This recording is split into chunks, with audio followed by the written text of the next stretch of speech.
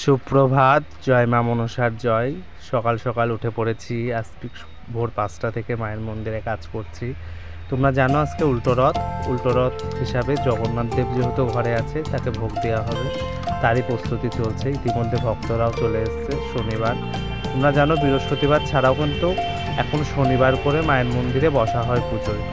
যাই হোক, সকাল সকাল মায়ের মন্দিরে সমস্ত কাজ কমপ্লিট হয়ে গেছে। জগন্নাথ দেবের জন্য ভোগের ব্যবস্থা করা হয়েছে।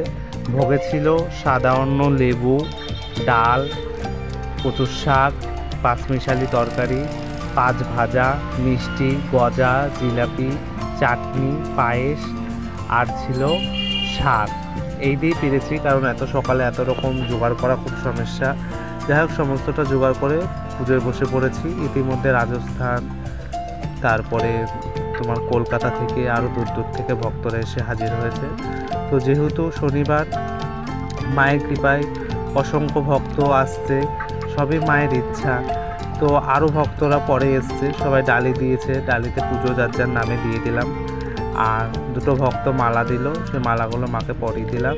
তোমরা জানো মন্দিরের বাইরে ফুলের দোকান বসে, ডালির দোকান বসে, সেখান থেকে সবাই কিনে দেয়। যাই হোক, খুব সুবিধা হয়েছে। অনেকে হয়তো তাড়াহুড়োর জন্য মায়ের জন্য কিছু আনতে পারে না, তো মায়ের মন্দির থেকে কিনে নেয়। এটা খুবই একটা ভালো কাজ হয়েছে।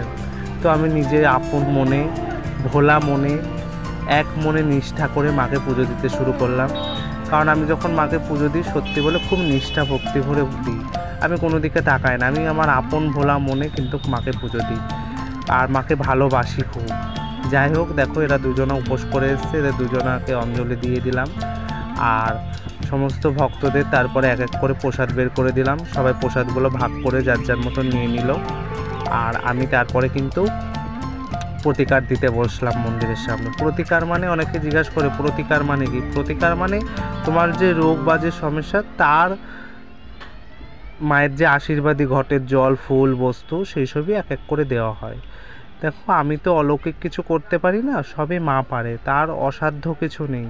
তো যতটুকুনো মা আমাকে দিয়েছে ততটুকুনই আমি চেষ্টা করি। আর ভোগ দর্শন করো, একটা জগন্নাথ দেবের ভোগের থালা, একটা মা মনসার ভোগের থালা। কারণ আমার ইষ্ট দেবী হলো মা। তো আমি যাকে যাই দিই না কেন, মাকে কিন্তু কখনো ফেলি না। আমার মায়ের জন্য সবসময় আলাদা একটা অ্যারেঞ্জমেন্ট থাকে। আর ইতিমধ্যে ভক্তরাও শেষ হয়ে গেছে, এখন বাজে দুপুর 1টা। ভক্তরা শেষ হয়ে গেছে, বাইরে প্রচণ্ড মুষলধারে বৃষ্টি হচ্ছে।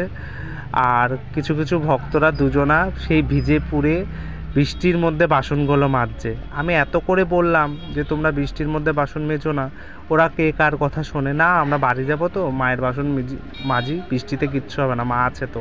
সবই মায়ের প্রতি ভালোবাসা, বিশ্বাস। যাই হোক, আজকের ভিডিও এইটুকুনই। সবাই ভালো থেকো, সুস্থ থেকো। জয় মা।